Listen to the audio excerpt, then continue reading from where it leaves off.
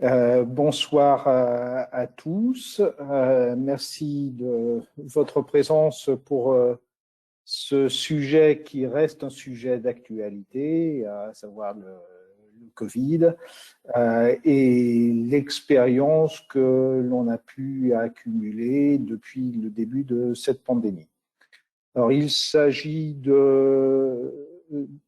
Nous allons présenter ce soir des travaux qui ont été collectés par le Dr Sabine Fischer en Allemagne, qui a rassemblé donc différents bilans dans le cadre du Covid. J'en ai fourni un certain nombre.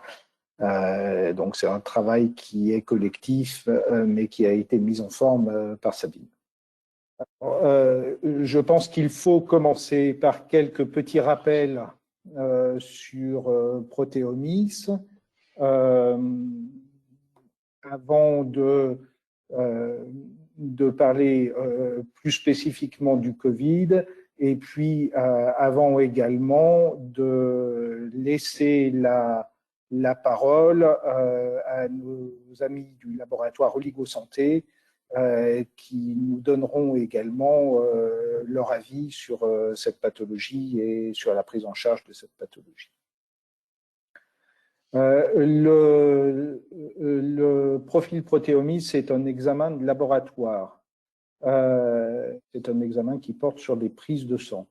En sérum, on provoque la réaction de précipitation de protéines en ajoutant des réactifs chimiques. Ces données sont traitées sur le plan statistique et on tient compte du sexe et de l'âge. Alors, ce que ne fait pas le laboratoire Proteomics, c'est le profil Proteomics, il ne détermine pas une protéine individuelle en fonction de sa structure. À l'inverse, il détecte des changements de réaction des protéines qui ont été précipités par le réactif.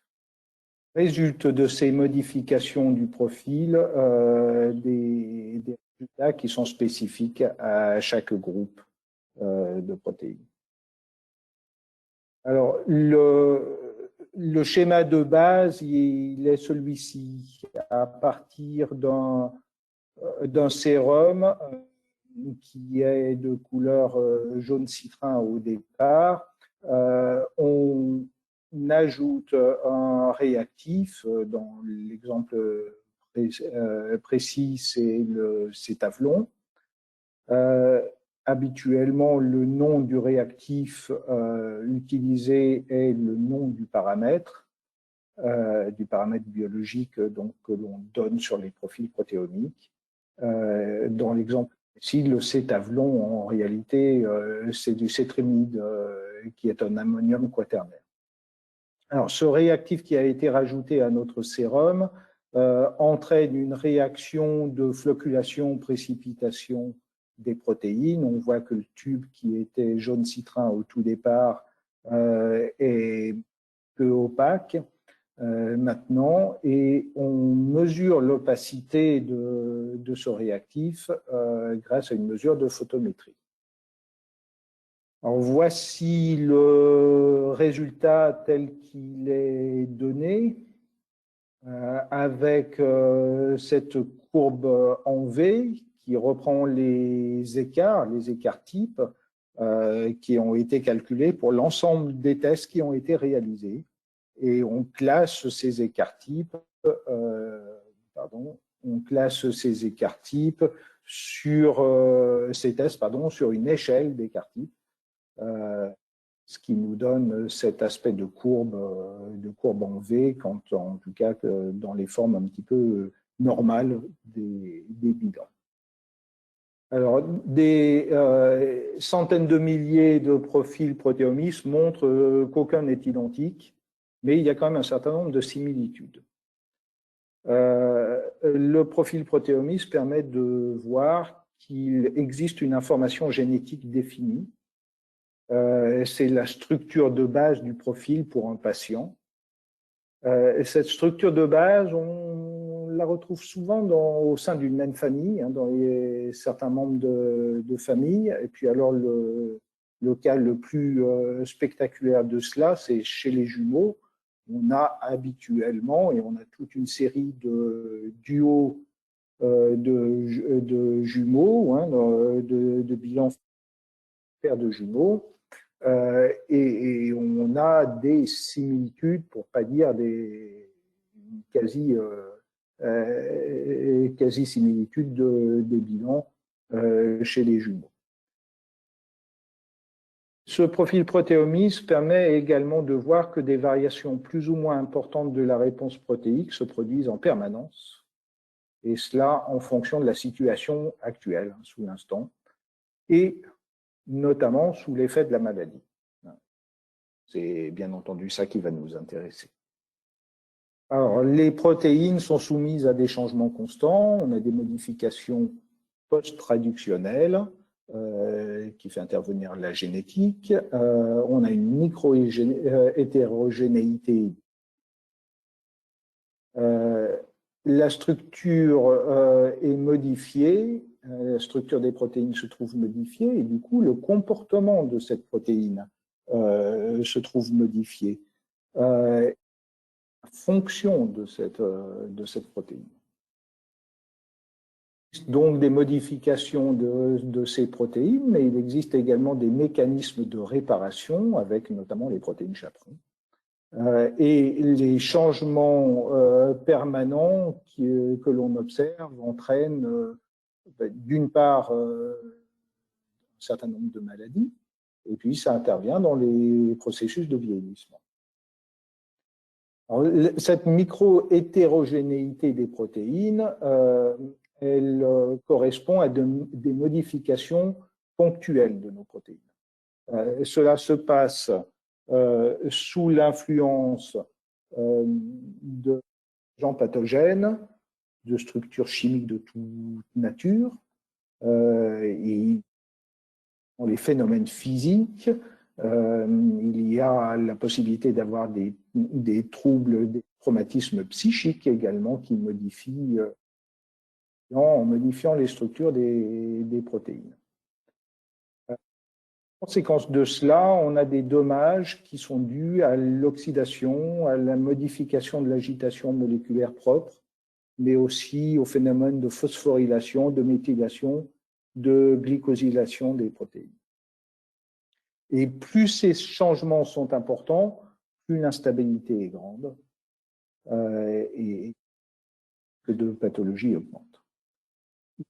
La réaction sur des protéines sous l'influence des réactifs est modifiée protéomique quand on a ces modifications ponctuelles des protéines.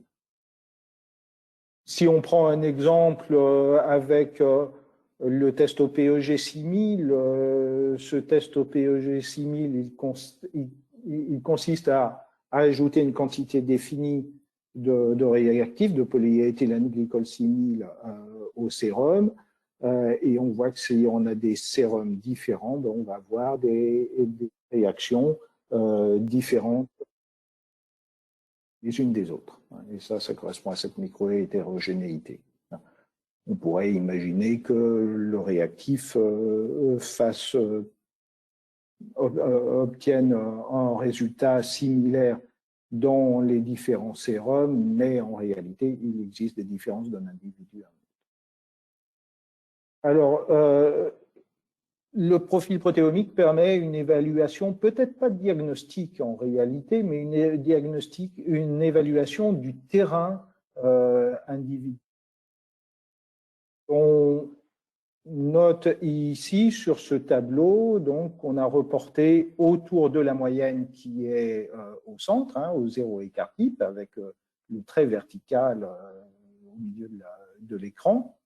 On a reporté dans la colonne de gauche les tests qui sont en dessous de la moyenne, en partant en bas à gauche des tests qui sont à zéro écart type, et puis en arrivant en haut à gauche aux tests les plus abaissés pour l'individu concerné, l'albumine.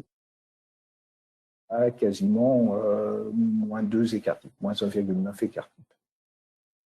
Et de la même manière, dans la partie droite du graphique, on a les tests de notre individu qui sont au-dessus de la moyenne. Alors, on a une distribution physiologique des différents groupes de protéines en 4 sous-groupes que l'on schématise, que l'on symbolise par une couleur qui leur a été attribuée, ce qui permet de les repérer assez rapidement sur notre graphique. La première famille, les tests que l'on note en vert correspondent à la réactivité de l'immunité cellulaire. Et cette réactivité de l'immunité cellulaire, elle passe particulièrement par l'action des glycoprotéines.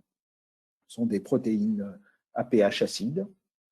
La deuxième famille que l'on note en rouge sur nos résultats correspond à la réactivité du système nerveux, principalement, qui est très dépendant des lipoprotéines. Et ces lipoprotéines ont un pH neutre. La troisième famille correspond à l'immunité humorale, largement sous modulation endocrinienne. Il s'agit d'immunoglobulines. Leur pH est basique, alcalin. Et ces tests sont notés en bleu sur nos résultats. Et puis, la quatrième famille correspond à l'immunité humorale, à nouveau, mais non pas sous modulation endocrinienne, mais sous modulation exocrine ou gène, et notamment sous modulation des interfaces avec le milieu extérieur. Et quand on parle d'interface, ben, il y en a deux principales, 2 interfaces immunocompétentes, l'interface intestinale et l'interface pulmonaire. Alors, un petit rappel sur cette pandémie qui nous embête tant depuis 3 ans. En décembre 2019, en Chine, a été repéré le type qu'on appelle sauvage, le virus de Wuhan, qui au départ, a surpris tout le monde. En mars 2020, ont été repérés en Europe, principalement autour de Bergame, en Italie, et puis également aux États-Unis, à New York, ce type des cas correspondant à ce type sauvage initial. Ça, c'était en mars 2020, pour un début de pandémie officiellement à décembre 2019. En juin, on comptait 7,3 millions de personnes guéries à travers le monde et 600 000 personnes décédées. En décembre 2020 est apparu un variant, le variant anglais, appelé alpha par la suite, et qui est apparu et qui nous a embêtés au moment des fêtes de Noël de 2020, puisqu'il s'est largement répandu à ce moment-là. Janvier 2021 a débuté la campagne de vaccination. Puis en mars 2021, ont été observés différents variants, le variant sud-africain, le variant bêta, le variant brésilien, qui est le variant gamma, puis le variant delta. Et en août 2021, les chiffres sont absolument exponentiels. Un an auparavant, on était à 7 millions de personnes guéries. À l'été 2021, on est à 180 millions de personnes guéries et malheureusement, plus de 4 millions de personnes décédées. En 2021 est apparu le variant Omicron ou Omicron.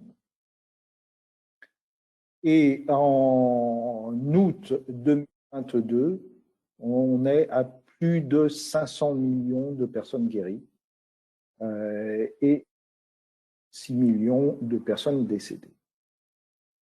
Alors, on voit, on est passé, pardon, juste en un an, on est passé de quasiment zéro personnes décédées à 4 millions.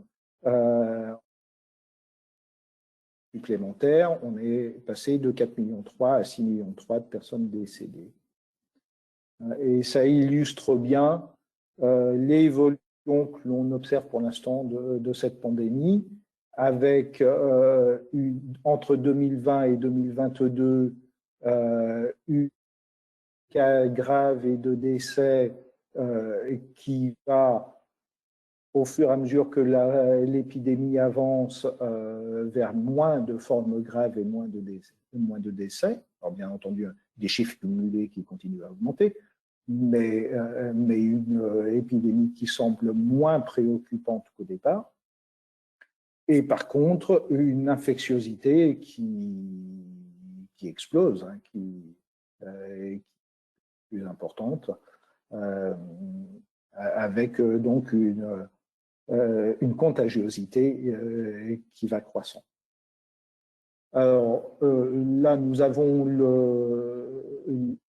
le questionnaire qui a été envoyé à différents médecins pour l'observation de ce Covid. Bon, ce sont des choses classiques, hein, la date de naissance, le sexe, d'une part, les symptômes, enfin la date du début de la maladie, la date de réalisation du test PCR, symptômes, etc. Les traitements, etc. Et puis, on a regardé ce que pouvaient nous indiquer les tests protéomiques sans a priori. Simplement, c'est une étude purement observationnelle, hein, des patients au cours de cette pathologie de Covid, soit pour ça, soit pour d'autres choses.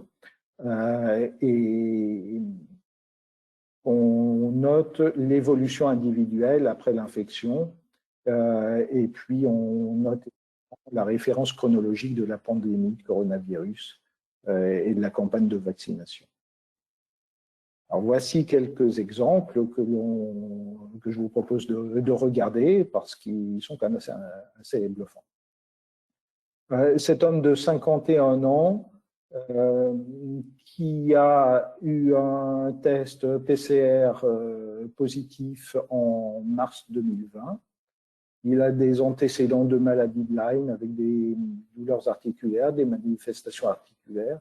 Et ces manifestations articulaires ont été aggravées de manière tout à fait importante, tout à fait notable au cours de cette infection de Covid.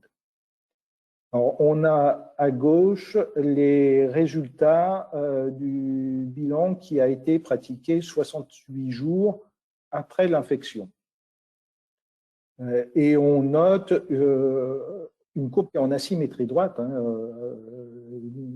de manière évidente. Les tests ne sont pas rassemblés autour de la moyenne au zéro écart type au milieu, mais sont très largement augmentés, avec notamment une série de tests à pH large, dont on a vu tout à l'heure qu'ils correspondaient à l'activation d'immunité exocrine liées aux interfaces.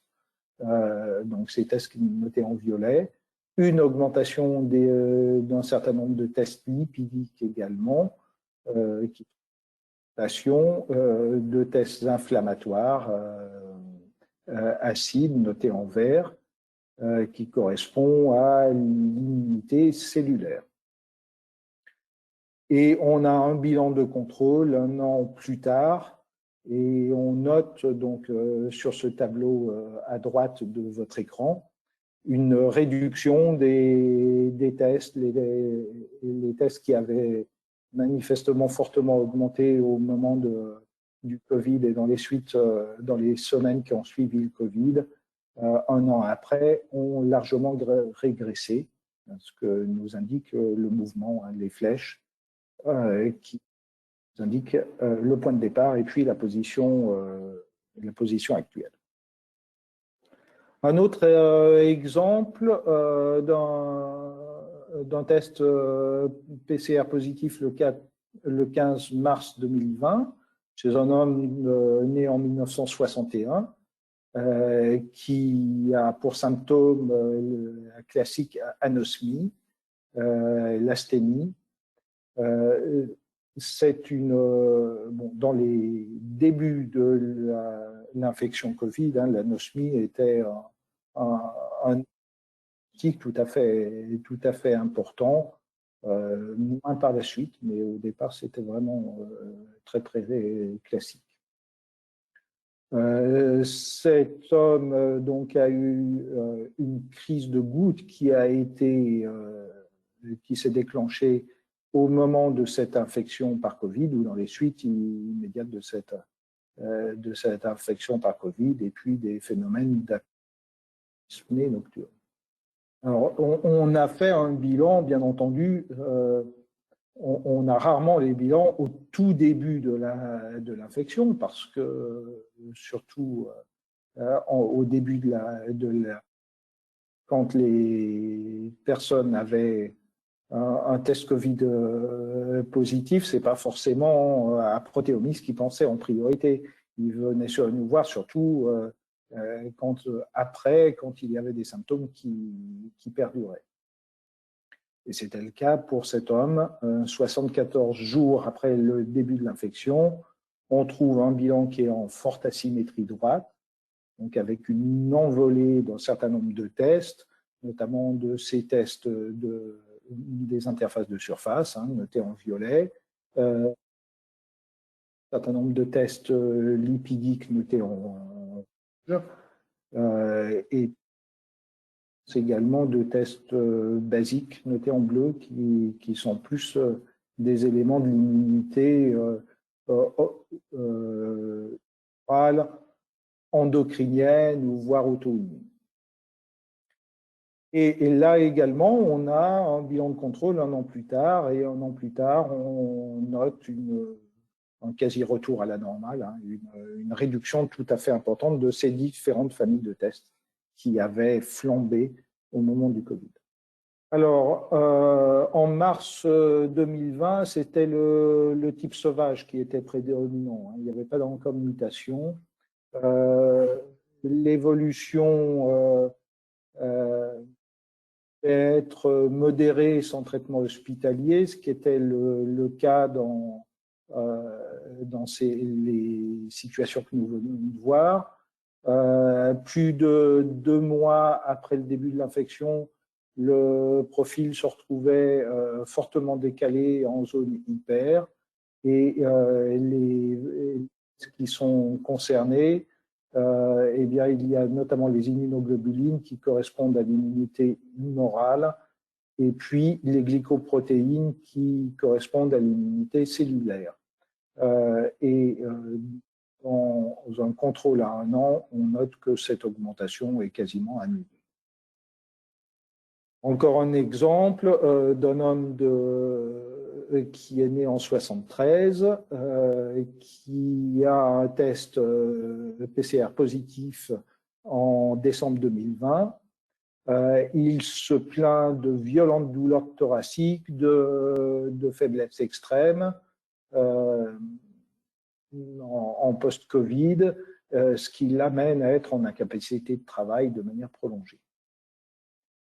Alors, on a ce cas qui est tout à fait étonnant et intéressant, avec un bilan réalisé 35 jours après l'infection, et on note une augmentation des tests lipidiques, une augmentation des tests larges notés en violet, une augmentation des tests inflammatoires notés en vert. Mais j'enviais que cette augmentation, elle est relativement modérée. Et par contre, 105 jours après l'infection, on note que cette augmentation, elle s'est aggravée. 3 mois après l'infection, on n'a pas un début de reflux, au contraire. On continue à avoir une croissance des tests lipidiques notamment, et des tests inflammatoires acides. Et il faut attendre une période très longue, puisque 1 an plus tard, on est revenu grosso modo à ce qu'on avait à 35 jours à la suite de l'infection, donc on n'est pas retombé à l'état préexistant avant l'infection. On a un début partiel uniquement. Or, je vous rappelle que ce patient souffre de violentes douleurs thoraciques. Alors, on a un certain nombre de craintes avec les tests lipidiques qui sont très élevés, et puis les tests acides également qui sont fortement élevés, les tests acides inflammatoires. On peut avoir des craintes sur le plan de risque au niveau cardiovasculaire. Et cet homme a eu une incapacité de travail, un arrêt de travail extrêmement prolongé. Décembre, un cas à nouveau, en décembre 2020, un probable variant alpha. Le cas présent a des troubles lipidiques connus, une hypertension artérielle qui se manifeste par la typologie hyper rouge, hyper verte du bilan. Et donc, c'est le cas qu'on vient de voir, 35 jours après le début de l'infection, les douleurs thoraciques, la fatigue, l'essoufflement au moindre effort, l'incapacité. Cette réaction extrême, encore activée 3 mois et demi plus tard, avec les lipoprotéines. On peut se poser un certain nombre de questions sur l'origine et la signification de l'augmentation de ces lipoprotéines. L'anxiété, le stress, point d'interrogation, l'activation du système du complément sérique, l'activation des mastocytes sont des hypothèses envisageables. Je vous rappelle également que le Covid s'accompagnait et s'accompagne toujours d'un certain nombre de risques de coagulation. Et on sait bien que si on a une augmentation des lipoprotéines et une augmentation des thèses inflammatoires des glycoprotéines, on a un risque de manifestation vasculaire qui est majoré. Donc, sur le plan clinique, on a chez ce patient une sensation d'oppression dans la poitrine, des douleurs brûlantes qui l'empêchent de travailler, et notamment de travailler avec un masque, il ne peut pas le supporter. Le scanner thoracique est sans particularité, et malgré le bilan protéomique qui est quand même épouvantable, les valeurs de CRP, de leucocytes, de ferritine sont strictement normaux, ce qui pose quand même un certain nombre de questions. Et 3 ans plus tard, on voit qu'on retombe petit à petit à l'état antérieur. Je pense que antérieur, c'est encore un peu prématuré et il faut plus de temps chez ce patient qu'un an. Voici l'exemple d'une femme née en 1976 avec un bilan réalisé 49 jours après l'infection. Et on retrouve nos tests l'âge notés en violet. On a une augmentation de certains tests lipidiques uniquement, et notamment le test au sulfate dextrane. Et puis, on a une augmentation de tests basiques qui sont hormonodépendants. Cette patiente se plaignait de fortes céphalées, de grandes faiblesses, mais n'avait pas de fièvre.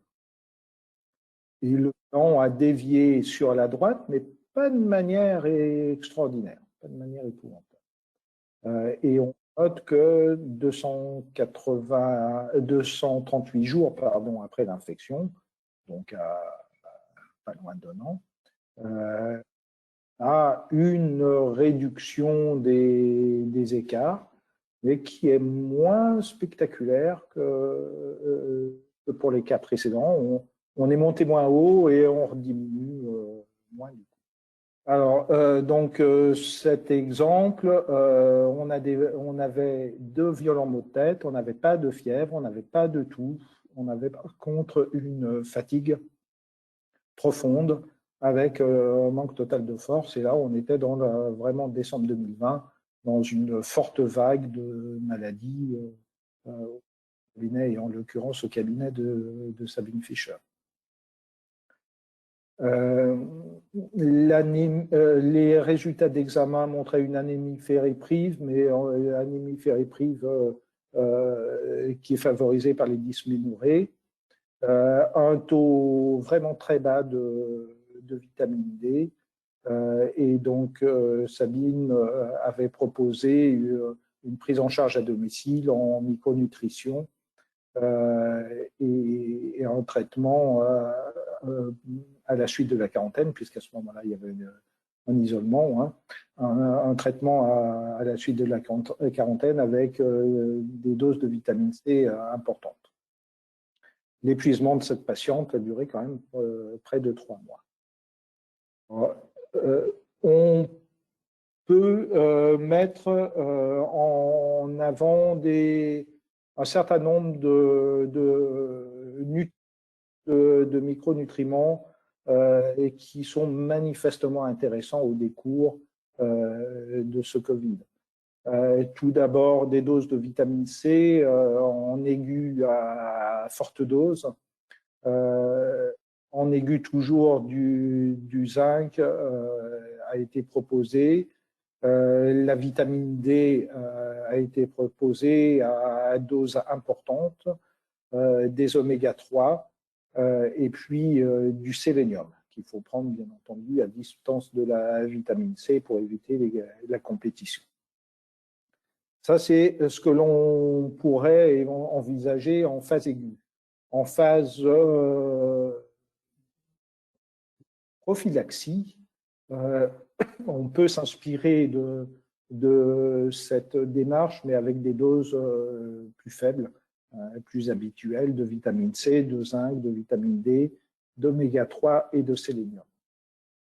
Voici encore un cas observé, vécu, d'une dame qui est née en 1967, qui a eu un test PCR positif en décembre 2020, ce qui s'était traduit par 14 jours de fièvre intense à plus de 40 degrés, avec de la fièvre qui a duré jusqu'en avril 2021, à un niveau moindre, pas à 40 heureusement, jusqu'à 2021. Elle a été considérée comme Covid long, puisque les symptômes ont persisté plus de 3 mois. Et cette fièvre s'est accompagnée également de douleurs musculaires et de douleurs névralgiques. On observe chez cette dame plusieurs phases. Une phase à 1 mois après l'infection qui montrait l'activation de l'immunité humorale, exogène, avec les tests violets qui ont augmenté. Et secondairement, une croissance des tests lipidiques, notés en rouge, certes toujours élevé 185 jours après l'infection. Et puis, à distance lointaine de l'infection, eh bien, on a le soulagement de voir à la fois ces tests de l'immunité humorale notés en violet qui régressent, et puis les tests lipidiques également qui reprennent leur place. En décembre 2020, s'agissait-il du variant alpha? Toujours est-il que les symptômes étaient la toux, les douleurs dans les membres, la fatigue profonde. Les tests de laboratoire ont montré un trouble du métabolisme des lipides, mais pas de signes inflammatoires. on a noté une phase de récupération qui a été très lente, très retardée. 12 semaines après le début de l'infection, elle ne pouvait toujours pas travailler. Douleurs articulaires, ce qui entraînait d'ailleurs du stress, une pression vis-à-vis de son milieu du travail. Il n'y a pas eu de réaction inflammatoire extraordinaire dans le profil immédiatement après l'infection au Covid, mais par contre, la réaction des immunoglobulines notées en violet, elle était bien nette. Et c'est vraiment l'action des interfaces qui s'exprime, ce qui, pour peut-être prendre un petit peu d'avance sur la suite de la soirée, amène à se poser la question de l'action sur ces interfaces par le biais notamment du microbiote, l'action sur le microbiote par le biais de probiotiques. Au cours de l'évolution, nous avons noté des douleurs articulaires et des fortes douleurs tension nerveuse, ce qui est à rapprocher de l'augmentation des lipoprotéines, qui était tout à fait significative, tout à fait marquée. Et se pose la question de l'activation des mastocytes associée à l'augmentation de ces lipoprotéines du profil protéomique. Le contrôle à presque un an qui revenait à une normalisation quasiment complète.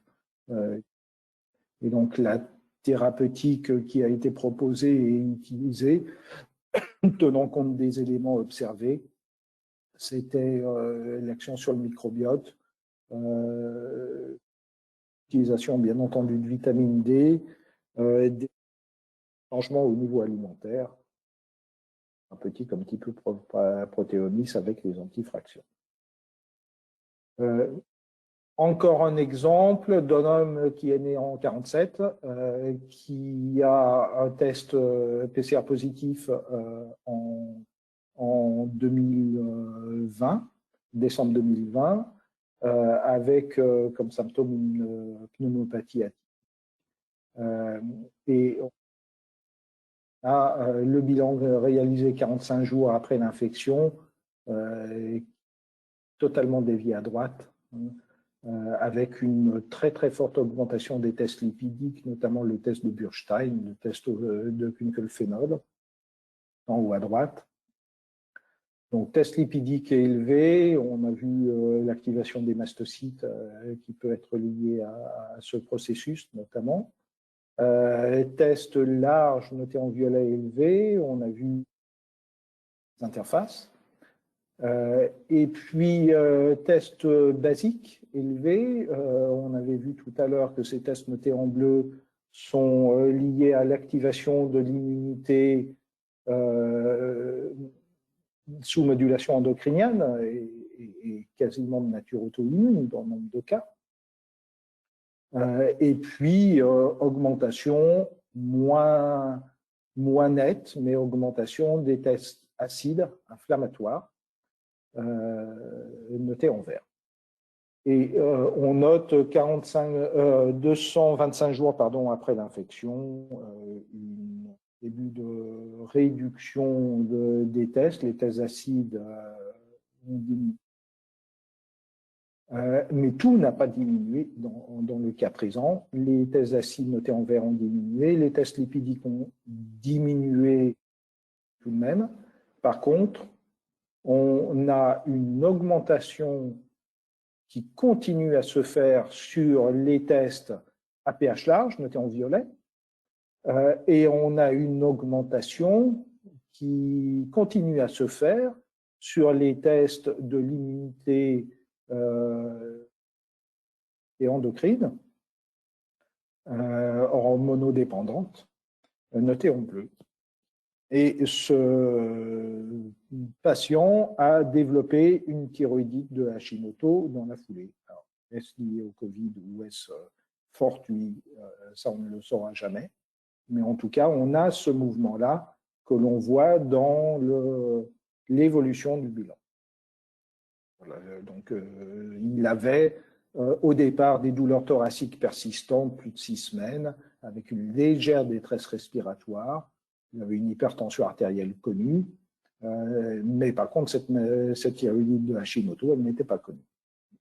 Et le traitement qui a été utilisé a consisté à utiliser de la vitamine D, puisqu'il avait un taux extrêmement bas initialement, du sélénium, du choline pour agir sur ces interfaces.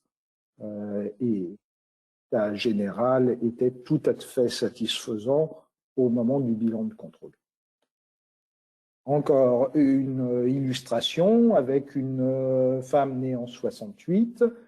Nous sommes dans l'évolution de la pandémie maintenant en juin 2021. Le test PCR a été rendu positif à ce moment-là, avec une patiente qui a développé de la fièvre, une sensation de malaise, une nette lymphadénopathie, et donc la thérapeutique qui a été utilisée a été reposer en tout cas largement sur la vitamine C à forte dose. Et donc, on a un bilan qui a été réalisé assez précocement après l'infection, 12 jours après l'infection, qui montrait une augmentation des tests à pH large, notés en violet. On retrouve toujours les 4 ou 5 mêmes tests. Et puis, en l'occurrence, une augmentation du test OPEG-CIMID, qui est un test qu'on retrouve souvent dans les actions de type auto-immune. Alors, en juin 2021, c'était le variant Delta qu'on commençait à voir largement et qui était prédominant. Ce premier profil, donc, il a été réalisé 12 jours après l'infection, donc de manière précoce dans l'évolution de la pathologie.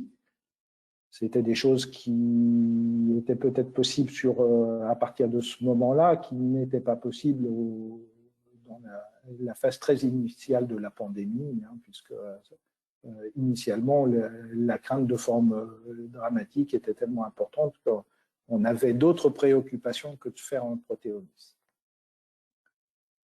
L'évaluation donc de l'évolution de cette patiente montre clairement que l'infection à Covid a produit une forte réaction humorale avec une augmentation des immunoglobulines qui sont notées en bleu, et puis une réaction inflammatoire aiguë avec une augmentation des glycoprotéines. Un autre exemple d'un homme né en 52, nous sommes toujours dans l'année 2021, sur la fin de l'année 2021, on a donc le test PCR qui est positif à ce moment-là. Ce patient a souffert de plus de 4 semaines d'hyperthermie, associée à une CRP élevée et associée à un TCA perturbé. Et il se trouve que ce patient avait eu un bilan 1 mois avant l'infection au Covid. Donc, on a un point de repère, ce qui est tout à fait précieux, parce que ce n'est pas toujours le cas. On a une image avant le Covid et puis une image après. Et on voit nettement, sur les tests acides notés en vert, qu'il y a un mouvement qui se fait vers l'augmentation, vers l'inflammation, avec des tests vert qui partent du bas et qui se retrouvent élevés, notamment l'acétate de cuivre tout en haut à droite. Alors, voici encore un homme, donc cet homme qui est suivi et qui avait eu un bilan avant Covid, avec une augmentation à nouveau des tests acides, les tests qui sont notés en vert, qui font un bond en avant. Donc, c'est la première réaction inflammatoire immédiate, cellulaire, d'inflammation cellulaire, et puis secondairement se met en jeu la réaction humorale avec les bleus et les violets qui augmentent. Alors, voici la répartition des différents patients qui ont été qui ont été étudiés. Cette étude a porté sur 248 patients au total. Voici à gauche la répartition des tests, la distribution des tests autour de la moyenne dans le groupe témoin. Et puis à droite, l'analyse qui a été faite en post-Covid, enfin en post-PCR positif, pardon, et on voit qu'on a une augmentation de tests notés en violet, le molybdate de sodium, l'acide silicotoxique, l'acide disulfonique notamment. Donc les tests qui sont concernés sont principalement le molybdate de sodium, le phosphotoxate de soude, l'acide disulfonique, le test au cadmium et l'acide silicotoxique, ça c'est pour les tests notés en violet. Les tests acides, aluminon et histidine, ça c'est et acétate de cuivre, ça c'est l'inflammation avec la réaction immunitaire cellulaire. Et puis, un certain nombre de tests notés en bleu qui augmentent de manière moins évidente, le plus marquant étant l'acétylacétone, ce qui correspond là également à l'activité immunitaire humorale, mais un peu plus hormonodépendante. Par ailleurs, on a un test lipidique qui est le test au sulfate dextrane. On sait que ce test au sulfate dextrane, quand il est élevé, constitue un risque hétérogène. On sait bien qu'on a un risque immédiat, mais qui reste présent dans presque un an après un Covid. Il y a les chiffres montrent qu'on a une augmentation des risques d'accidents cardiovasculaires pendant presque un an après un Covid. Là, on a l'évolution un petit peu plus tardive, entre 30 et 59 jours après le test PCR, et on voit ces tests violets qui continuent à augmenter. Puis une régression, un retour des tests violets 60 jours après, entre 2 mois et 3 mois après le PCR. Et de manière vraiment lointaine, on a un quasi-retour à la normale en fait, de ces tests. On se retrouve vers la barre verticale du zéro écarté. Voilà, là, on est à plus d'un an et on est revenu quasiment au schéma de base. Comment le profil protéomique réagit au Covid, on l'a vu, et puis comment il réagit au vaccin à ARN messager, c'est une question qui est bien entendu intéressante, avec un bilan qui est proposé, qui est réalisé en mars 2021, avant la vaccination, un deuxième bilan qui est réalisé en juin 2021 après une primo-vaccination. On voit qu'on n'a pas une réponse extraordinairement marquante des tests immunitaires à la suite de cette primo-vaccination. Et par contre, un bilan réalisé après l'injection de booster qui montre une augmentation de tests à pH large, notés en violet, une augmentation des globulines bêta, une augmentation de tests lipidiques également,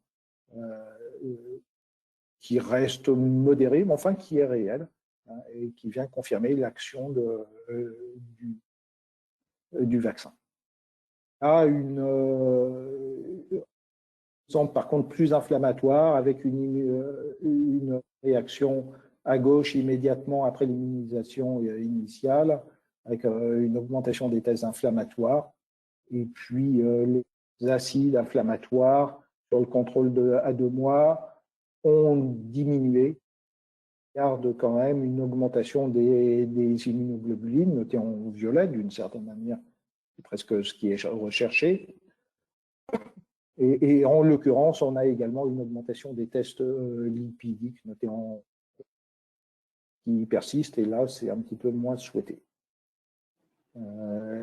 Si encore un exemple pour une femme qui a un syndrome métabolique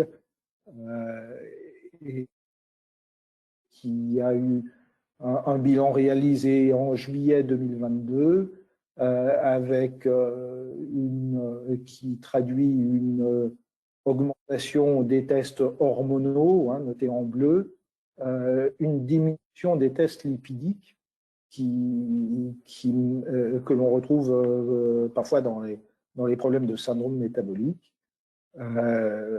Contrairement à l'idée qu'on s'en fait, on peut avoir des problèmes de surpoids avec des tests lipidiques qui sont plutôt à la norme. Et puis en octobre 2022, on a un bilan qui est réalisé avec une poussée inflammatoire, avec les tests notés en vert, qui ont progressé. Et cette patiente a développé des manifestations d'urticaire, des manifestations de dysarthrie, d'engourdissement de la langue des lèvres qui ont été bien inquiétantes, avec une augmentation des délimères, et puis les choses ont fini par rentrer dans l'ordre. La thérapeutique qui a été utilisée, il y a eu du Xarelto, et puis après, elle a été mise sous antiagrégant simplement. Et vitamine C, vitamine D, quercétine, mélatonine, huile de nigel et des probiotiques. Encore un exemple, chez un homme, le triplement vacciné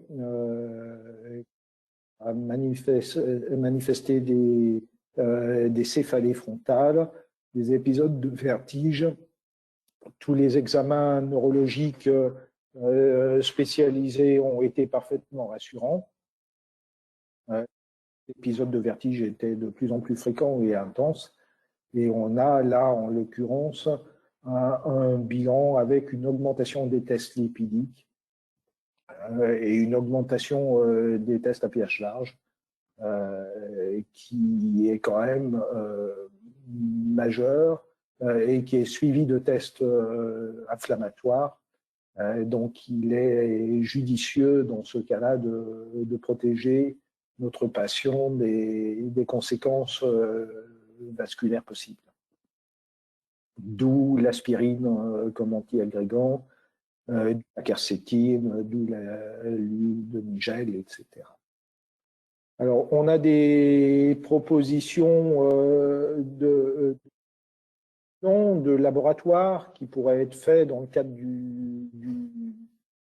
des réactions soit post-Covid long, soit post-vaccin, puisqu'il y a quelques cas quand même de réactions vaccinales inappropriées.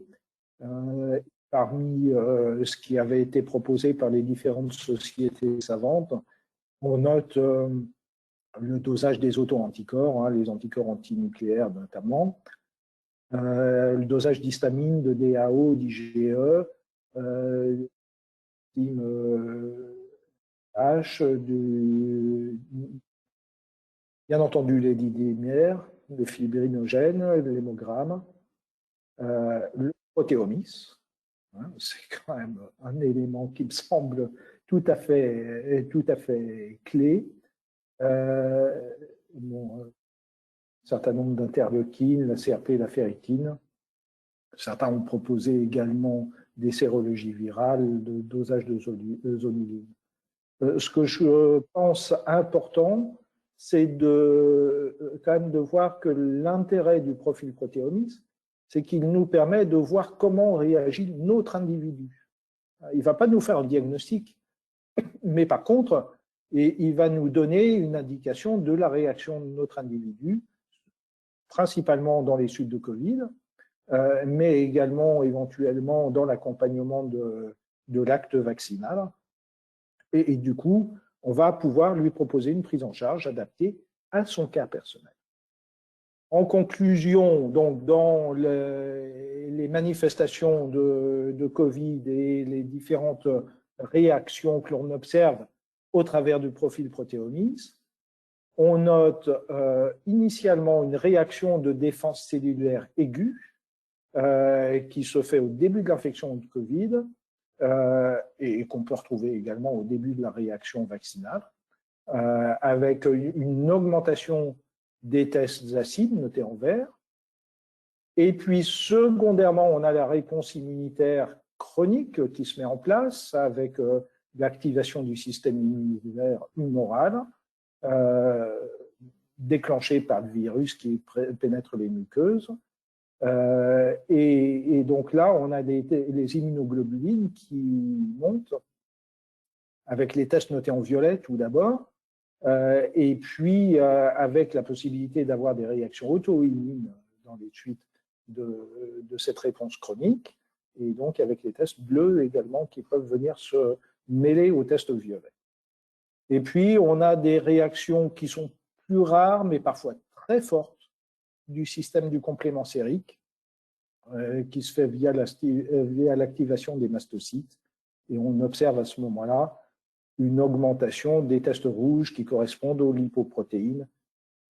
L'intérêt est de voir quelle est l'évolution du bilan de notre individu. Et il y a, dans la majorité des cas, bien entendu, maintenant, le Covid se résout spontanément, relativement bien. Quelles seront les conséquences à très long terme, à des années, on ne sait pas encore. Mais on peut accompagner le retour vers une certaine normale à l'aide du profil protéomique, et on peut essayer de gommer un certain nombre de actions biologiques fortes qui exposent les patients aux formes de Covid long ou aux formes de réactions vaccinales un petit peu trop fortes.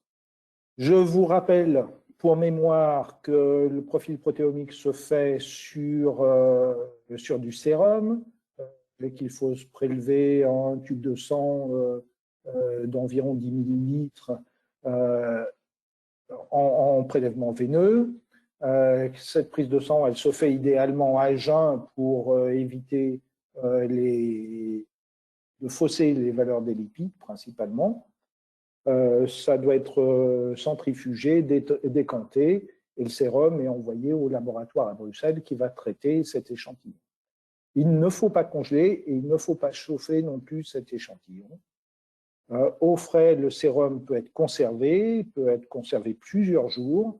Donc pour les personnes qui font le prélèvement elles-mêmes, faire en fin de semaine, les garder au réfrigérateur jusqu'au expédier l'échantillon dans de bonnes conditions le lundi. Donc le patient doit être à jeun, pas en post-prandial en tout cas.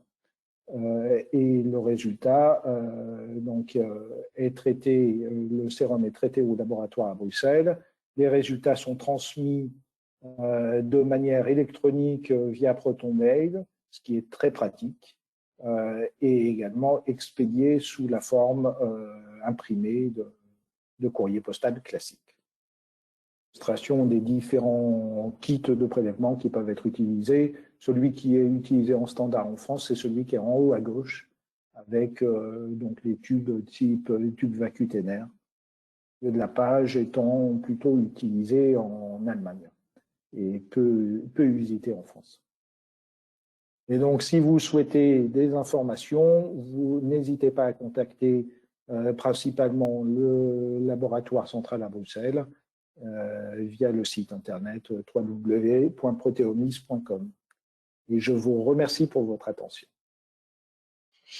Voilà, merci. Je propose de passer directement la parole au docteur Lombard et puis on gardera à la fin pour des discussions si les gens ont encore le courage de rester derrière leur console. Parfait. Alors, bonjour à tous. Donc, je suis le docteur Anne Lombard. Je suis médecin, on peut parler de nutritionniste, enfin, plutôt de micronutrition depuis 17 ans.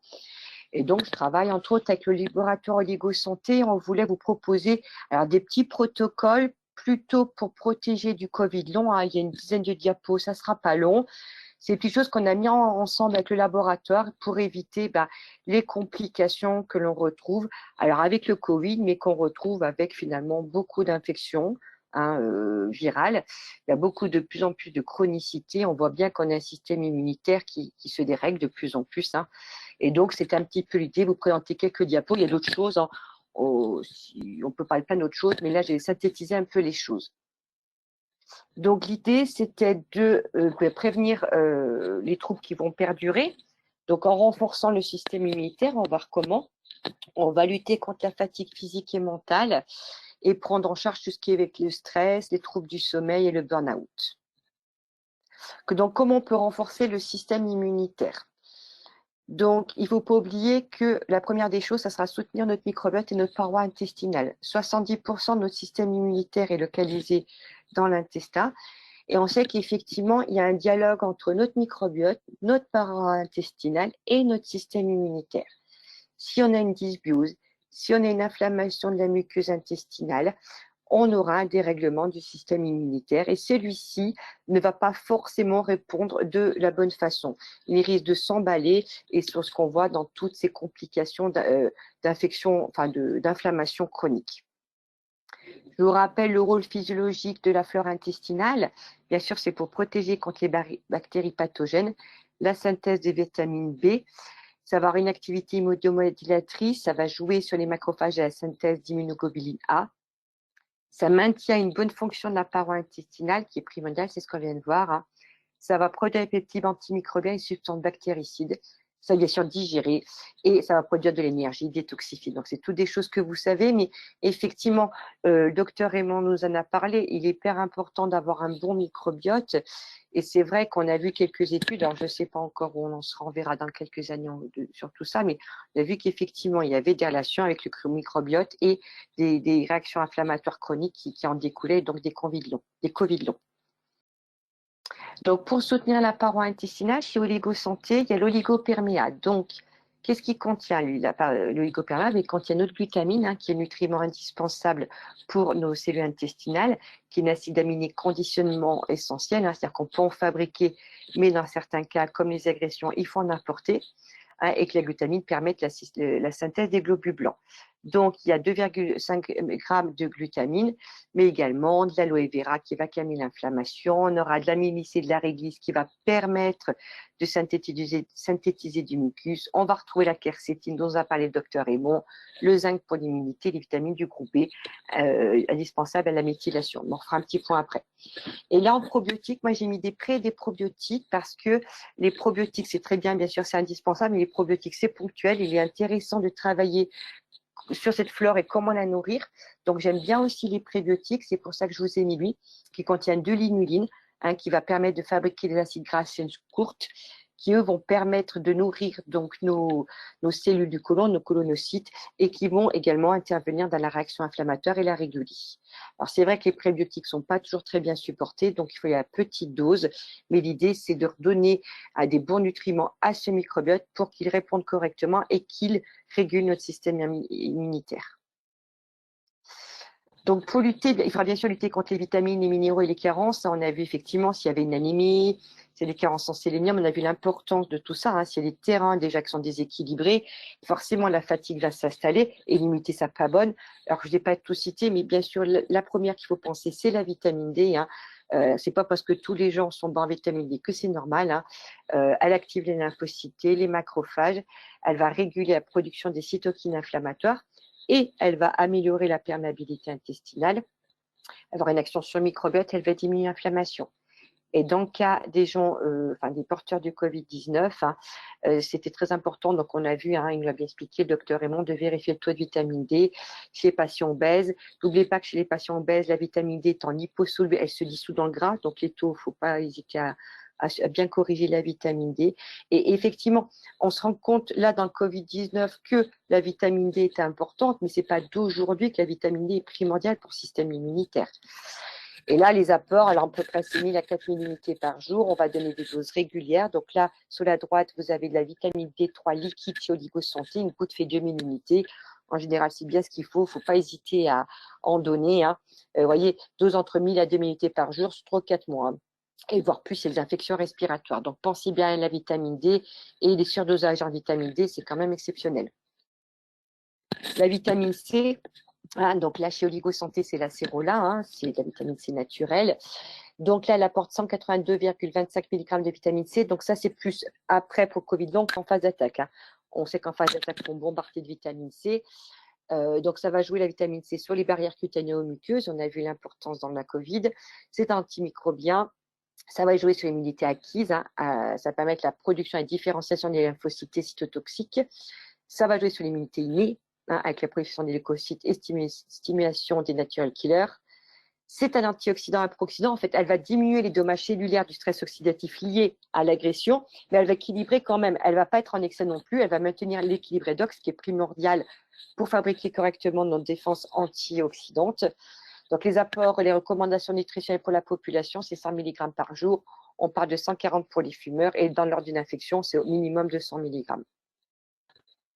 Le zinc, on sait que le zinc est indispensable au système immunitaire. Les besoins, c'est 9-11 mg par jour. Il ne faut pas dépasser 40 mg. Alors, il faut faire attention avec le zinc. Enfin, faire attention, ce n'est pas le mot. C'est très important, bien sûr, le zinc. Mais il ne faut pas non plus être en excès. Pendant des années, les gens étaient carencés, qui est indispensable au système immunitaire. Mais effectivement, l'excès de zinc n'est pas bon non plus. Les besoins sont bien sûr augmentés dans le cas d'une infection. Et effectivement, s'il y a un déficit en zinc, on va augmenter toutes les interleukines qui vont entraîner le processus d'inflammation et ce qui fait qu'on passe dans une inflammation chronique importante élevée.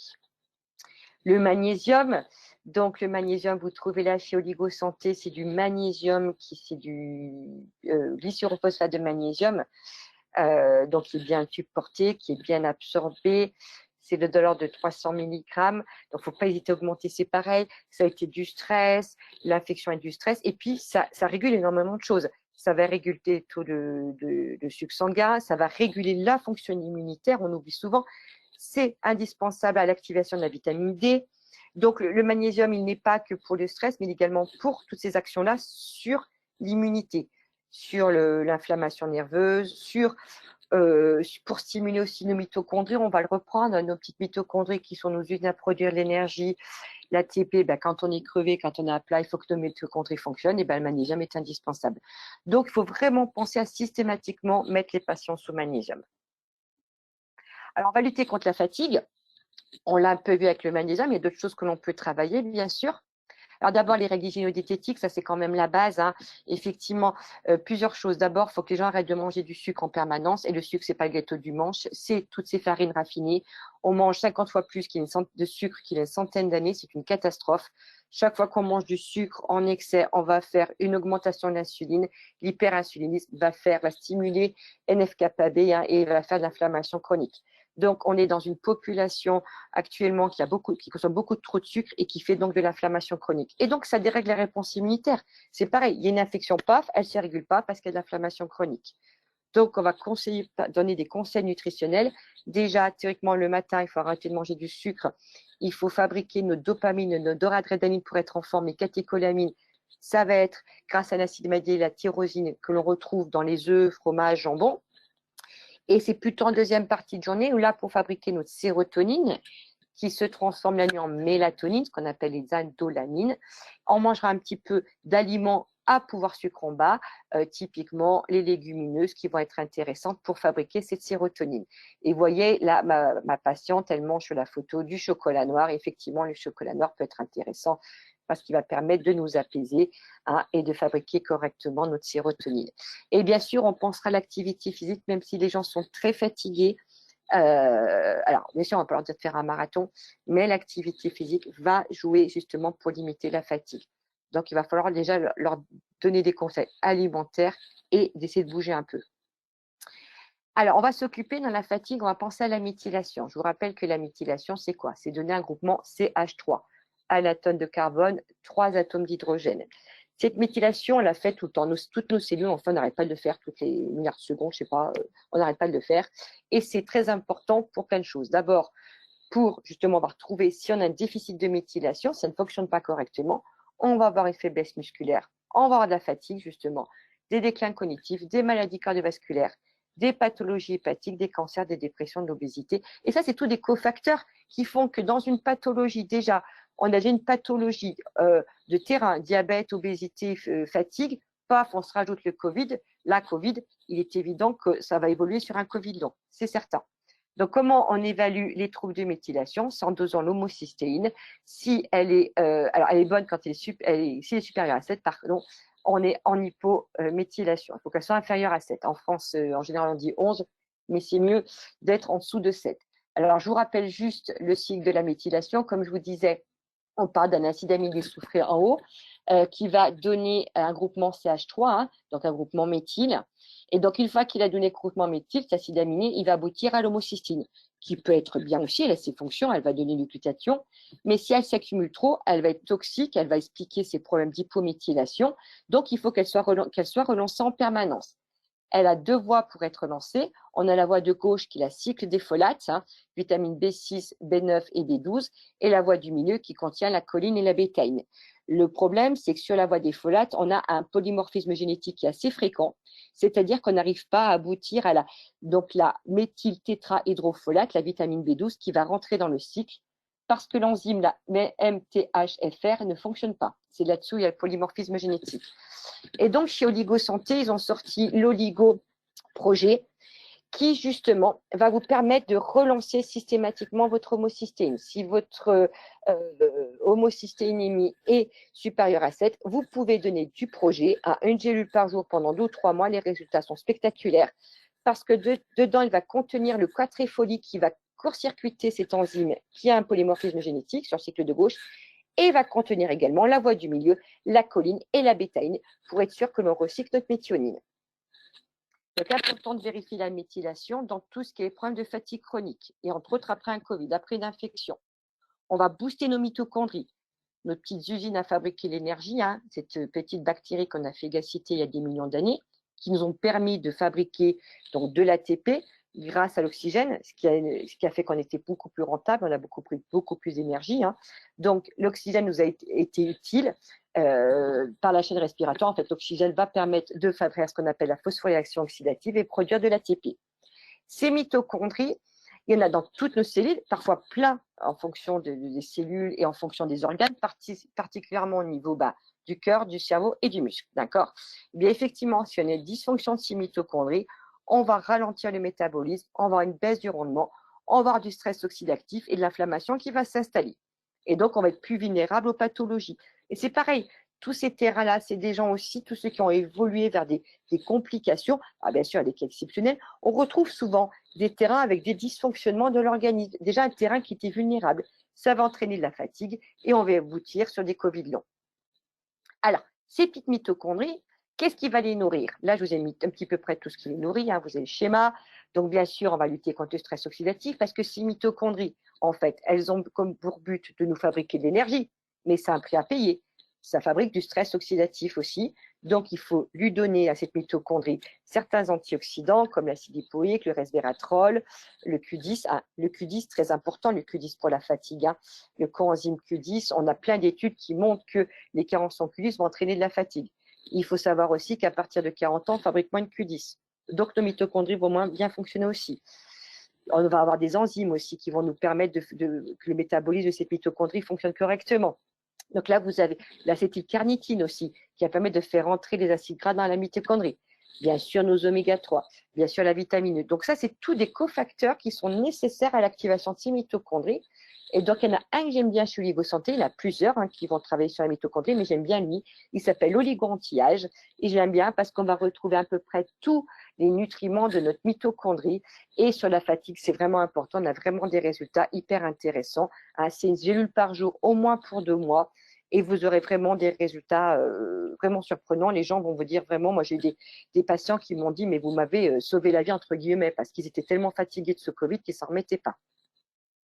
Alors, on va lutter contre le stress, les troubles du sommeil et bien sûr prévenir le burn-out parce qu'il y a eu plein, on parle de Covid-ment, d'épuisement, mais il y a aussi un effet burn-out. Les gens ont été stressés pendant 2 ans, on a été privés de liberté, il y a eu plein de choses et les gens se sont épuisés. Ce n'est pas que le Covid aussi, je pense que c'est l'épuisement de cette situation depuis 2 ans qui fait que les gens se retrouvent dans des états de dépression ou de mal-être. Alors, bien sûr, on reprend comme d'habitude, on va faire attention à ce qu'on mange, on va faire de l'activité physique régulière. On peut jouer sur le stress, l'hypnose, la relaxation, les thérapies comportementales cognitives. C'est très important, aussi des tracteurs. Pour lutter contre le stress, donc on va bien sûr avoir notre magnésium, je vous l'ai déjà dit tout à l'heure, mais je vous aurais mis la boucle infernale du stress. C'est-à-dire que quand on a du stress, on va sécréter du cortisol qui va faire fuir notre magnésium. Le magnésium va sortir des cellules, ça va entraîner des contractions musculaires et des fuites urinaires de magnésium. Et on sera plus vulnérable au stress. Et donc, on va aggraver les situations de stress et c'est ça qui se mord la queue. C'est ça qu'il ne faut pas hésiter à mettre les patients sous magnésium, à moins qu'il y ait une insuffisance rénale, bien sûr. pour lutter contre le stress et lutter entre guillemets contre l'épuisement, hein, c'est intéressant de travailler sur les différentes phases du stress. Il y a la phase d'alarme, c'est celle qui est en vert. Quand on a un stress aigu, par exemple, une voiture qui klaxonne, on va se faire renverser, hop, on saute. Ça, c'est la phase d'alarme, on va fabriquer l'adrénaline. Notre magnésium, c'est celui qui est en mauve, en dessous, là, il va être encore bon. Dans la phase de résistance, c'est quand le stress devient chronique, mais encore au début. Donc là, on est bien, on est encore positif, on tient le coup, c'est ce qui s'est passé au début. Bon, certaines personnes, le confinement, ça n'a pas été forcément très négatif. Pour d'autres, oui, hein, ça dépend du contexte. On était bien, la sérotonine, elle est bonne. On commence à augmenter un petit peu notre cortisol en marron, il commence à bouger un peu. Notre adrénaline, elle commence à chuter. La dopamine, elle est toujours là, c'est la ligne du milieu, elle est bien, elle est normale. Et le magnésium commence à continuer de diminuer. Quand on parle de burn-in, c'est quand on est une phase d'épuisement psychique. C'est-à-dire que le cerveau, ça, il n'en peut plus. On tient encore le coup physiquement, mais le cerveau, il n'en peut plus. Le cortisol flambe. La dopamine, ça y est, elle se casse la figure en bleu. Sérotonine, bonne en bas aussi, le magnésium. Et là, une fois que c'est dans cette phase-là que c'est intéressant de travailler pour éviter qu'on glisse dans le burn-out. Eh ben, il y a des plantes adaptogènes, hein. Quand on glisse dans le burn-out, c'est que tout est bas, le cortisol, la dopamine, le magnésium, la sérotonine. Donc le burn-out, c'est pas une dépression, c'est épuisement de toutes les hormones. Eh bien, des plantes adaptogènes, hein, comme vous voyez, ça s'appelle l'oligo-adapt, ce complément qui est vraiment génial, qui va nous permettre de maintenir dans cette phase de résistance. On va être dans le jaune, là, on va être bien, et il est très intéressant. Moi, j'ai voulu qu'il le sorte dès l'année passée pour pouvoir éviter que les gens s'épuisent. Alors, on va dire que c'est après le Covid, mais si ça se trouve, c'est juste un épuisement psychique. Et du coup, de maintenir un état de stress, mais qui ne soit pas pathologique. Il y a toutes ces plantes qui vont vous permettre effectivement de maintenir un certain niveau d'énergie sans tomber dans du stress chronique. Il s'appelle Oligo-Adapt, c'est 2 gélules par jour et vous les mettez sur 2 mois et les patients vont vraiment se sentir très, très bien. On va lutter contre les troubles du sommeil avec la mélatonine, hein. Donc là, c'est Oligo-Sommeil chez Oligo-Santé. Alors, bien sûr, de la mélatonine, c'est 1,95 mg pour 2 gélules, c'est le minimum, hein. Mais il y a également des plantes comme la valériane, Eschscholzia, la passiflore qui vont être calmantes, donc très intéressant. C'est 2 gélules une demi-heure avant le coucher, c'est une demi-heure d'action. N'oubliez pas que la mélatonine a une demi-vie courte, hein. Elle va avoir une action de 2 heures pour entrer dans le sommeil profond. Mais au bout de 2 heures, elle peut s'arrêter. Donc, on peut en reprendre, il n'y a pas de souci. Donc, n'hésitez pas à jouer sur la demi-vie des compléments, hein, entre autres la mélatonine. Donc, moi, souvent, je dis à mes patients, 2, et puis vous pouvez reprendre s'il y a un réveil dans la nuit. Et j'ai rajouté également la GABA qui va jouer plus sur l'anxiété. Quand on est vraiment dans une situation très d'anxiété un peu poussée, c'est pas que des troubles de sommeil, dans ces cas, c'est plus l'anxiété qui va jouer. On peut prendre de la GABA et ces 2 gélules en deuxième partie de journée. Enfin, je vous ai rajouté un tout petit topo là sur les yoga HSP, c'est les protéines de choc, parce que docteur Raymond nous expliquait un petit peu qu'effectivement, quand il y avait une agression, les protéines pouvaient se modifier et qu'on a des protéines chaperones, justement, qui peuvent les protéger, hein, qui vont même les réparer. Et si elles sont pas réparables, eh ben, elles les éliminent. Voilà. Et donc, ces protéines de choc, on peut les fabriquer. Elles sont synthétisées par nos cellules. Elles vont être stimulées, justement, quand il y a une agression physique ou psychique, hein, un stress important. Moi, justement, c'est le cas du Covid, hein, parce qu'il s'est passé pendant le Covid. Et justement, chez Oligo-Santé, ils ont l'oligo-HSP. Donc, c'est une formule à base de nori, de raquettes de nopal et de pivoine de Chine qui vont induire justement la production des protéines de choc. Donc, c'est très intéressant dès qu'il y a un choc. Donc là, c'est plus en phase aiguë, hein, l'oligo-HSP. On va mettre tout de suite après le Covid. C'est 4 gélules par jour. Ce ne sera pas pour un Covid long, c'est vraiment en aigu pour 10 jours, mais on peut le donner dans toute situation de stress ou toute situation aiguë. Voilà. Et c'est pour éviter tout ce qui peut agresser les protéines et qui fera que leur fonctionnalité soit moins bonne. Voilà, je vous remercie de votre attention et je laisse la main au docteur Raymond. Bonsoir tout le monde. Alors, je ne vais pas monopoliser la discussion. Je demande d'abord à Alain de me dire s'il y a beaucoup d'autres confrères et consoeurs qui ont des questions à poser. Ben, pour l'instant, non. Il y a eu une remarque du docteur Dravzlazova tout à l'heure. Elle pourra en faire part, mais pour l'instant, non. C'est toujours, difficile de lancer la discussion dans les webinaires. Oui, je sais. Enfin, c'est plutôt des remarques complémentaires que des questions, parce que des questions, bravo à Pierre-Olivier pour cette présentation, ce qui n'est pas facile, parce que la matière provient de Sabine. Alors, je ne sais pas si Sabine est à l'écoute. Non. Je suppose que non. Non. Alors, moi, j'ai quelques remarques. Alors, il y a une remarque d'abord anecdotique de ce cas de ce monsieur de 75 ans qui, après Covid, a déclenché un Hashimoto. Alors, moi, bon, on peut pas le prouver, mais moi, je suis sûr que c'est suite à son Covid. Alors, je ne connais pas la corrélation, mais des Hashimoto, j'ai 48 ans de cabinet, j'ai vu, je ne sais pas moi, je crois plusieurs centaines, je crois même près de 1000 dames Hashimoto, et les messieurs, je les compte sur une main, j'en ai 4. Donc, un homme Hashimoto, c'est déjà rarissime. Alors, un homme à 75 ans qui déclenche un Hashimoto, c'est absolument exceptionnel. Donc, si ça s'est présenté après son Covid, je suis presque sûr que c'est une suite due à son Covid. Ça, c'est une première remarque anecdotique. Alors, je sais que là, je vais heurter des opinions. C'est la discussion sur notre fameux, et j'espère que les consoeurs et confrères qui sont encore à l'écoute sont un peu expérimentés en bilan protéomique, parce que le fameux sulfate de dextrane, qui bien sûr est rouge.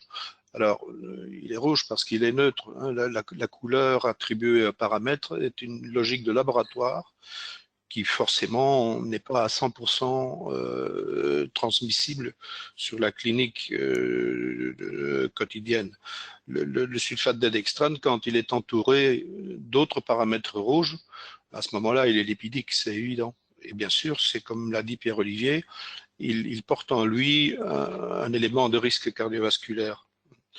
Mais très souvent, pour ceux d'entre vous qui ont déjà fait plusieurs bilans et qui auront remarqué que dans les bilans, ils auront ou elles auront remarqué que dans les bilans immunoglobuliniques, donc les bilans bleu-violet, très souvent, il y a 2 paramètres rouges qui se promènent dedans. Il y a aussi quelques verts, mais enfin, ici, il s'agit des rouges.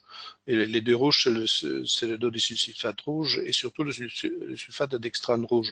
Donc, moi, je crois, c'est une opinion personnelle, après beaucoup d'années d'expérience avec le bilan, depuis 82 quand même maintenant, hein, que le sulfate de dextrane rouge, isolé parmi un grand ensemble de paramètres immunoglobuliniques, il est probablement aussi de nature immunoglobulinique. Or, et là, il faut que je me fasse moi-même la critique, les bilans qu'on a vus du cabinet Fischer sont souvent en exaltation, en augmentation d'un ensemble de paramètres rouges. Alors à ce moment-là, bien sûr, le dextrane, il est rouge aussi.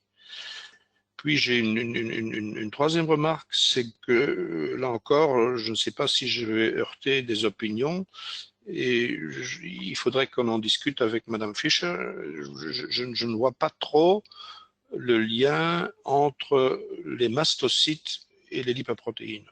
Parce que les mastocytes, c'est quand même de l'immunité cellulaire qui sont, comment vais-je dire, qui sont ouverts par un IgE qui est allergique et qui à ce moment-là libère de l'histamine. Alors, quel est le lien avec le système dit complément? Nous savons, par expérience historique, qu'il y a des bilans où, quand les paramètres rouges sont augmentés, ça correspond aussi à la réactivation du système dit complément. Mais je ne suis pas assez immunologue pour dire qu'il y a ce lien entre mastocytes, IgE, lipoprotéines et compléments. Mais ça, c'est pas le plus important. Moi, pour moi, le plus important, et merci à Sabine et merci à Pierre-Olivier de nous l'avoir rendu. Moi, ce que j'ai appris ce soir, et même si je connaissais déjà, bien sûr, faisant partie un peu des internes du système, les résultats statiques que Alain a pu construire à partir des bilans Covid réunis, c'est que les 4 paramètres de l'immunité humorale exogène, des interfaces mucosales et bien sûr surtout de l'interface mucosale intestinale qui sont en tête du hit parade, c'est le molybdate de soude, c'est le phosphotungstate de soude, c'est l'acide hyaluronique, c'est le cadmium.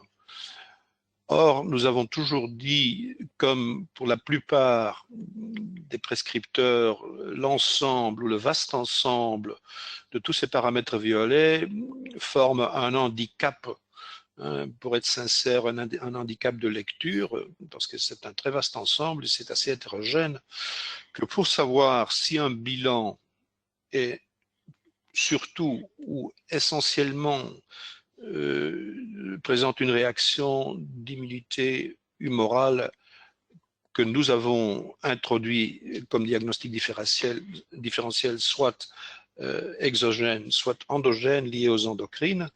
Nous avons toujours posé qu'il faut aller voir d'abord les tout grands paramètres clés de cette immunité exogène liée à l'interface mucosale et bien sûr l'interface intestinale.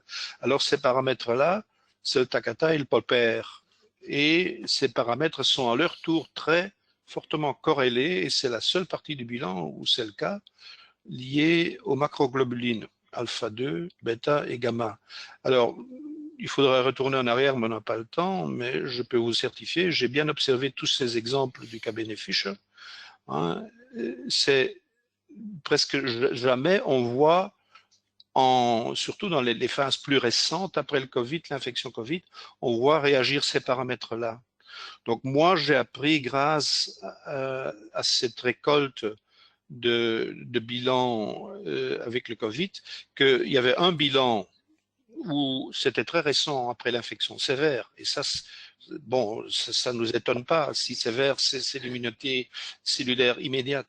Et ensuite, ça devient violet. Mais donc, nous avons appris, en effet, les voilà, hein, les 4 paramètres en tête du hit parade dans le schéma de droite, même s'ils sont en allemand, vous avez compris, le molybdate de soude, le phosphotungstate de soude, l'acide disulfonique et le cadmium. Et même, il faut descendre nettement plus bas pour aller retrouver dans cette hit parade la gamma-globuline, hein, qui est là au milieu quelque part. Le Takata, il est un peu plus haut, mais le Popper, il doit être plus bas quand même. Enfin, dans tous les... Oui, il est là, en effet. Et le Popper, où est-il? Il est là. Hein. Mais on a vu beaucoup d'exemples où il y avait une très nette augmentation de ces paramètres violets, avec toujours présent ce quatuor, ces 4 mousquetaires qu'on voit ici en haut, et non pas ou seulement plus tard, donc les autres. Ce qui pour moi prouve que nous avons appris maintenant que dans ce vaste ensemble de ces paramètres, nous pouvons maintenant discerner un cluster ou une sous-fraction d'immunité humorale à mi-terme ou à moyen long terme, évoluant encore plus alors par après, hein, vers le très long terme où on verra le Takata, le Popper et la globuline gamma. Enfin, ça, j'ai trouvé vraiment, c'est ce que m'a appris cette étude, et je crois, sans être prétentieux, que j'ai un peu raison. Voilà, c'est ce que je voulais ajouter. Merci de votre écoute et de votre patience. Merci. D'autres interventions? Non, ce qui est intéressant de constater, et puis peut-être comme ça fera rebondir la conversation, et ceux qui veulent intervenir ouvrent leur micro et interviennent. Je vous remercie le docteur Lombard parce qu'il y a une grande cohérence dans les 2 présentations qui ont été faites sans qu'il y ait eu concertation préalable, je dois le dire. Donc voilà, il faut souligner cette logique à la fois. Oui, c'est important, c'est rassurant, mais oui, tout à fait.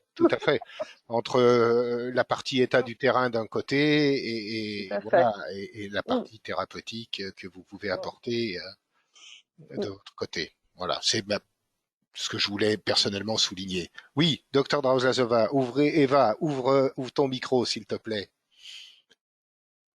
Sauf si c'est moi qui ai coupé. Oui. Voilà, c'est ouvert. Vous m'entendez? Très bien. Bonjour Eva. Bonsoir. Bonjour, bonsoir à tout le monde.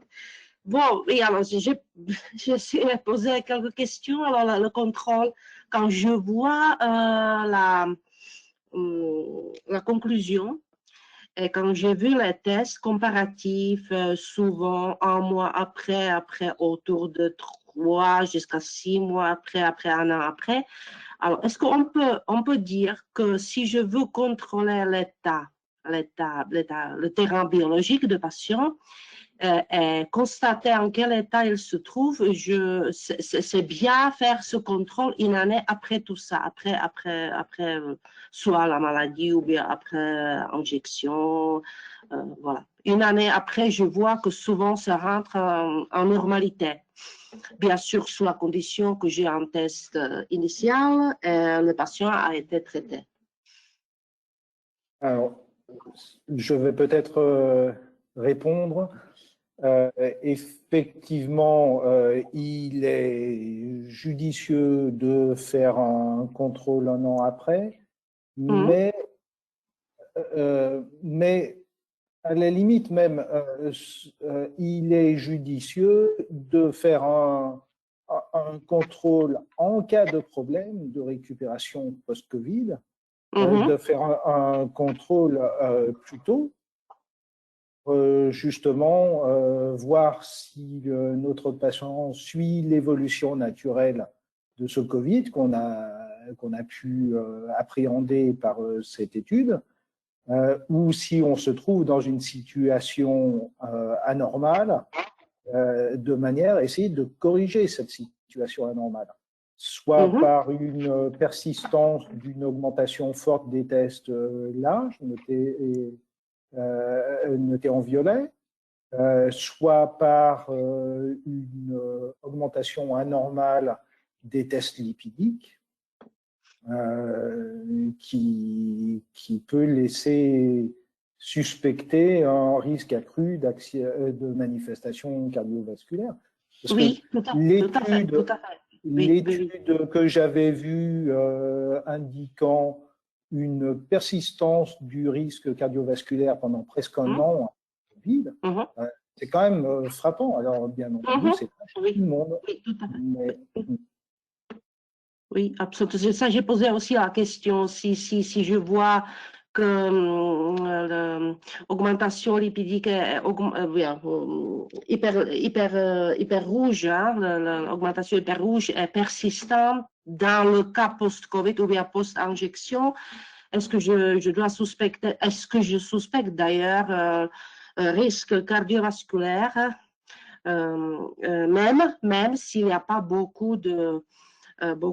s'il n'y a pas de symptomatologie clinique, tableau clinique, parce que je le constate quand je fais biorésonance. Actuellement, je fais la biorésonance, et là, je vois souvent les tendances de complications cardiovasculaires sur la biorésonance.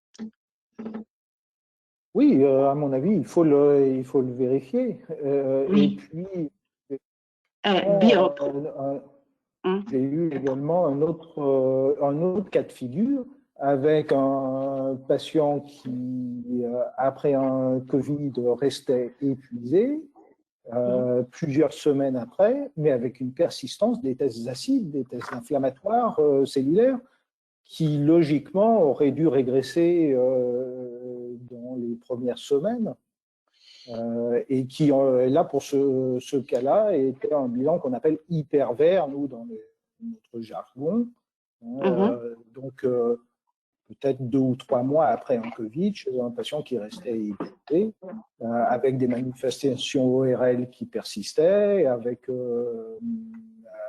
des troubles de l'audition, avait absolument pas avant le Covid. C'était vraiment le point de départ.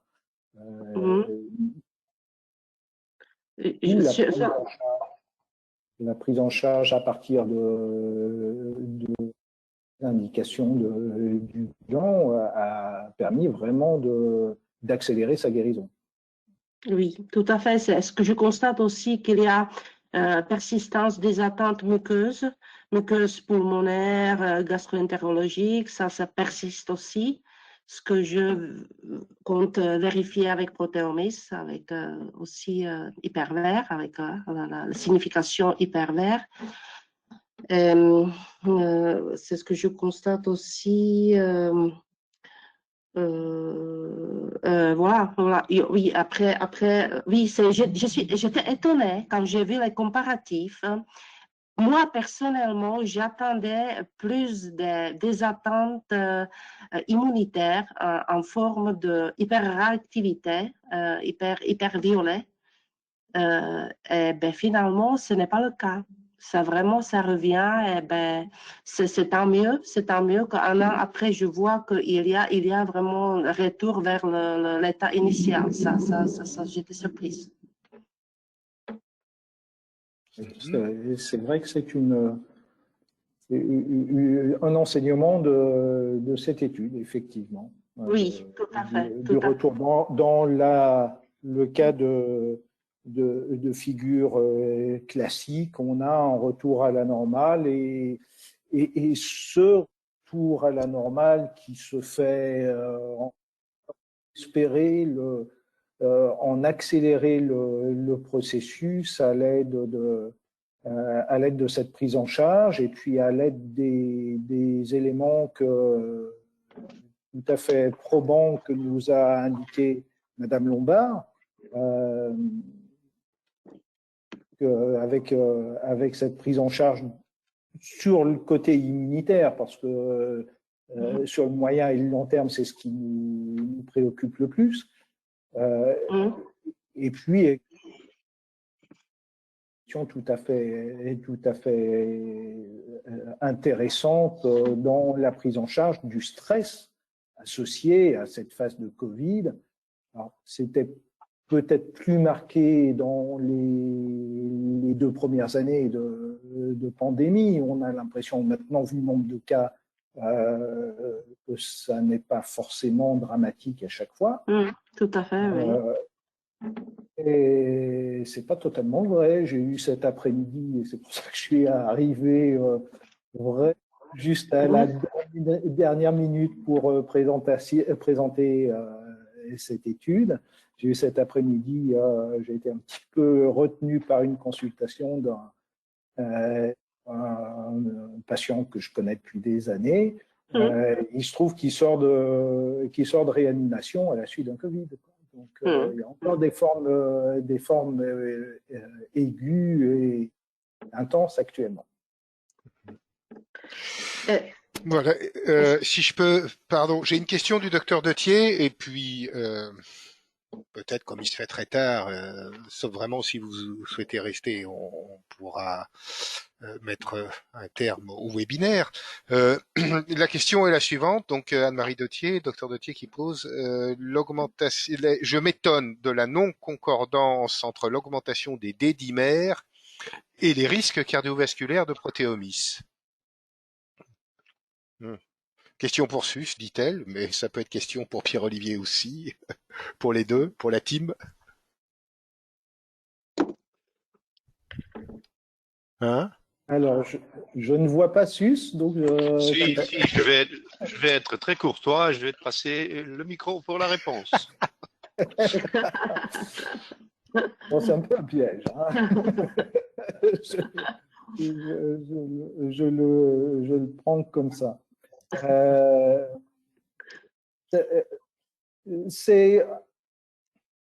Je pense qu'on n'est pas dans le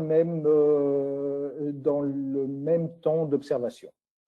Je pense que dans l'augmentation des D-dimères, on est déjà dans le processus vasculaire qui est en cours. Je pense que le profil protéomies peut nous indiquer des facteurs prédisposants à évoluer vers l'accident. Peut-être on a des profils du coup qui sont à risque et puis on peut espérer que d'aller au risque, on ne va pas jusqu'à l'accident et qu'on a des processus d'auto-guérison qui permettent d'inverser le phénomène. L'activation de la coagulation et puis la formation des dimères. Je vais essayer quand même d'apporter un mot de réponse aussi parce que j'ai pas bien compris la question dans le cadre de cette étude du Covid. Parce que je ne sais pas, ou bien, pourtant j'ai bien fait attention, je ne crois pas avoir raté une diapo, un cas de Sabine où il y avait une question de D-dimères. Mais il est vrai que les D-dimères, on s'en sert, enfin, à ma connaissance, en médecine générale, pour faire le diagnostic sur le moment même d'une thrombophlébite aiguë qui est un élément veineux, bien sûr, qui est dangereux. Hein. Alors, c'est toujours la même chose. Hein. On a peu de matière en protéomies de tout ce qui est hyper aigu. bon, je fais une parenthèse, Alain va s'en souvenir, nous sommes allés à nous deux, il y a plusieurs années déjà, dans le service de cardiologie avec l'hôpital d'Alost avec Tout lequel à je fait. travaille, et où, enfin, je veux quand même dire, comme généraliste qui travaille avec eux depuis 48 ans, ils me connaissent quand même un peu, hein, où on a eu droit à être une entrevue avec le confrère dont je ne vais pas dire le nom actuellement puisqu'il est à la retraite et ça n'a aucune espèce d'importance, mais dans l'équipe de cardiologie là-bas, c'était lui qui était responsable pour les publications, les études qui étaient faites intramuros à l'hôpital. Alors on lui a posé tout simplement la question, est-ce que vous seriez, conditionnel, éventuellement d'accord, de nous fournir un petit tube de sérum, 2 millilitres, chez les patients qui se présentent en urgence à la clinique, parce que bon, ceux-là, on les voit pas chez nous dans notre salle d'attente, surtout dans les cabinets connus pour la médecine complémentaire. Ce sont des gens qui font du medical shopping et qui sont déjà à cherche de réponses pendant très longtemps. Donc, ce n'est pas dans la phase hyper aiguë qu'on voit ces patients-là. Et donc, on avait posé la question. Nous avons un modèle hypothétique, encore toujours, parce que bon, c'est experience-based medicine, c'est pas evidence-based medicine, mais c'est la médecine d'expérience, dont nous sommes convaincus qu'il nous permet, comme vient de l'illustrer Pierre-Olivier, qui nous permet de dépister les patients vraiment à risque où il faut intervenir et pas donner aveuglément des anti-lipémiens, des statines à tout le monde. Alors, la question qu'on posait au confrère en question, c'était est-ce que pour les gens qui se présentent en urgence avec un problème, avec une douleur thoracique, prouver oui ou non par après que c'est un infarctus ou une crise d'angine de poitrine réelle, est-ce que vous pouvez nous fournir un peu de sérum pour qu'on fasse à ce moment-là la comparaison avec le bilan qu'on fait chez nous, protéomice, en hyper aigu, puisque ça viendra de vous, le sérum, et vous, ce que vous constatez. Alors, la réponse a été très courte et surtout très décevante. Il m'a répondu en anglais, même s'il était néerlandophone comme moi. Il a fait le geste avec 2 doigts, disant combien cela va-t-il nous rapporter? What's in for us? Alors je dis bon, là s'arrête la discussion. J'ai trouvé ça hyper décevant de la part d'un confrère que je connaissais depuis des années. Donc tout ce qui les intéresse, je lui ai même dit, mais mon vieux, si on va publier, tu peux mettre ton nom en dessous, il faut même pas le mien. Il dit non, moi je veux savoir combien de fric ça nous rapporte.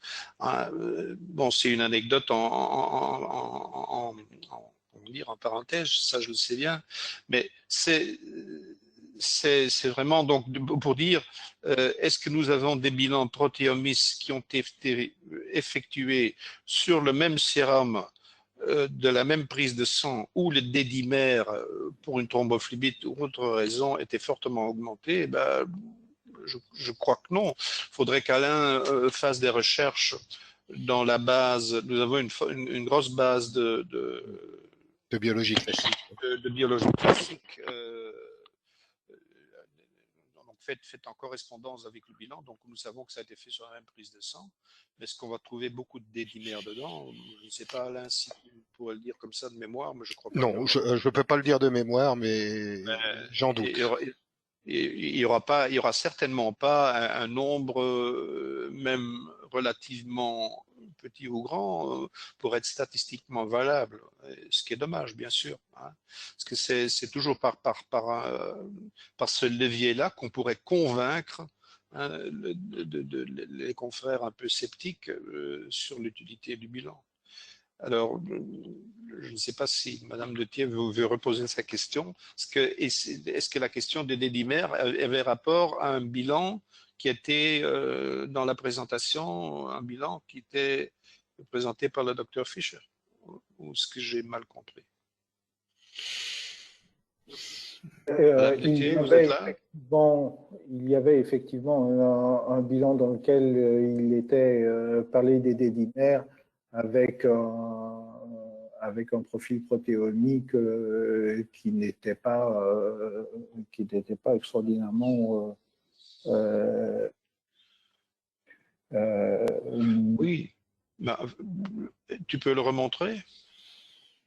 Parce que même là aussi, hein, c'est toujours la même histoire. Quand le patient se présente chez nous et on le convainc de faire un bilan protéomice, ben, on entre dans un train en marche. Hein. Souvent, ils ont déjà une historique de maladie qui précède cette première consultation. Hein. Et bon, on fait un premier bilan, mais bon, ce premier bilan, il n'a pas été fait in tempore non suspecto, hein, au moment où le patient n'avait rien. Et encore. Hein. Je ne sais pas, si tu l'as retrouvé, Pierre-Olivier, tu sais à quel diapo il se trouve? Je sais pas. Bon. Parce que quasi dans tous ces bilans, reste sur cette image, elle peut servir d'illustration. Hein. Dans tous ces bilans, il est évident qu'en tête du bilan, donc l'image de gauche, hein, qu'en tête du bilan, il est évident qu'il y a les immunoglobulines.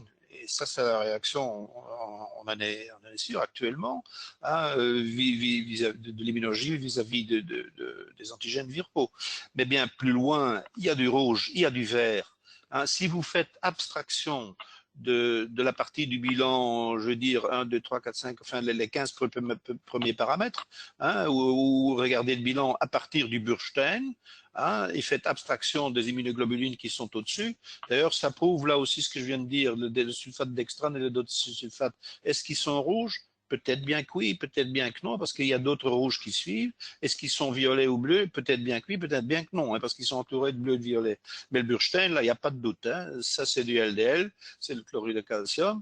Et ensuite, on voit, avant d'arriver à la zone de normalité, on voit d'autres rouges. Il y a l'héparine, il y a le sulfate de manganèse, il y a le phénol, et puis il y a du vert. La concanavylène qui est un faux frère, mais il y a l'acétate de cuivre, il y a l'histidine, il y a l'aluminon, il y a l'alpha-euglobuline, hein, et il y a l'MS un peu plus loin. Donc ce bilan-là, il est évident qu'à ce moment-là aussi, il y a un risque cardiovasculaire.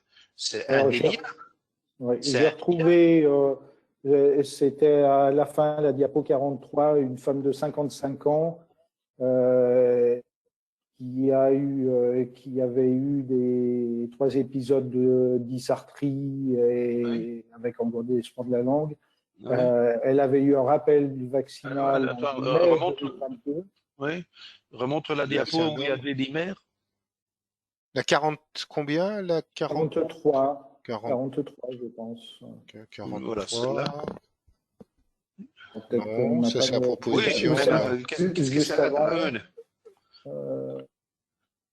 Les dimères, voilà, c'est celle-ci. Et elle a quand même un bilan en octobre. Mais des dimères 9,55, ça veut dire quoi ça?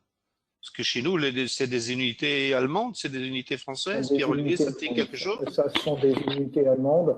Par contre, oui. Sabine indique que c'est encore légèrement élevé. Légèrement élevé, oui, mais bon. Et elle a, sur le bilan d'octobre 2022, elle a quand même une augmentation des tests inflammatoires notés en vert. Oui. Mais 9,55, moi, ça ne me dit rien. Hein. Chez nous, les dimères augmentés, c'est 1000 ou 2000. Et le petit cadre au milieu, j'ai essayé de retrouver ce que ça veut dire en allemand. AAK, c'est Antikörper, donc anticorps. Mais les abréviations, je donne ma langue au chat. Hein. Positif. Surtout, moi, ce qui me semble surtout important dans ce contexte-là, c'est qu'on voit bien que chez les patients chez lesquels on a une envolée des tests lipidiques au cours de l'infection Covid, oui. Eh bien, on majore leur risque. Bien sûr. Pour peu que l'information vienne se greffer là-dessus, oui. À ce moment-là, on bascule vers l'accident vasculaire. Et donc, il est à ce moment-là important de prendre ça en compte dans la thérapeutique, hein, et y compris avec les éléments que nous a montré Anne Lombard, de manière à adapter réduire le risque réduire le risque en adaptant la prise en charge pour chaque individu, parce que c'est ça qui nous intéresse, Oui, c'est le fait qu'on personnalise une prise en charge. Bon, écoutez, je pense ça fait 2 heures que nous avons commencé. C'est très C'est bien. dense. Oui, c'est bien. Bon, il y C'est a même encore, très bien. il y a encore beaucoup de monde en ligne. C'est encore Ceci mieux. dit, je veux pas non plus mobiliser toute la soirée du docteur Lombard, qui est déjà largement entamée, je suppose. Après, si vous voulez rester papoter et continuer à analyser des dossiers, on peut laisser ouvert. Mais enfin, ceux qui sont en ligne, ne vous sentez pas obligés de rester parce que c'est ouvert. Ben, moi, je veux dire bonsoir, par contre, justement, docteur Lombard. Je dis bonsoir à tous. C'était très intéressant. Ça m'a vraiment, vraiment plu. Et ça a confirmé un petit peu ce qu'on voit, nous, dans la pratique. Donc, c'est bien de pouvoir mettre de la biologie un peu pertinente là-dessus. Donc, je vous remercie pour cette soirée. Et puis, je vous dis à bientôt. À très bientôt. Merci pour votre intervention. Merci beaucoup. Au revoir. Voilà, Voilà, moi aussi, bon. je vais quand même prendre congé de vous. Voilà, je pense qu'il est temps il faut arrêter les choses à temps. Merci à tout le monde pour cette ce long webinaire, ce qui est assez inhabituel, je dois le dire. Le prochain, c'est très bientôt. Vous avez sur tous les mails que vous avez pu recevoir, vous avez les horaires. Ce sera des cas cliniques, si je ne me trompe pas. C'est Sus qui sera à la manœuvre. Et puis après, nous aurons des webinaires sur la microimmunothérapie et puis de nouveau des cas cliniques. Donc c'est assez dense comme programme pour ce premier trimestre. Voilà, merci. Ce sera placé en ligne, donc il y aura un replay pour ceux qui veulent le voir. Et sur ce, je vous souhaite une excellente soirée. Merci. Au revoir. Bonsoir, merci.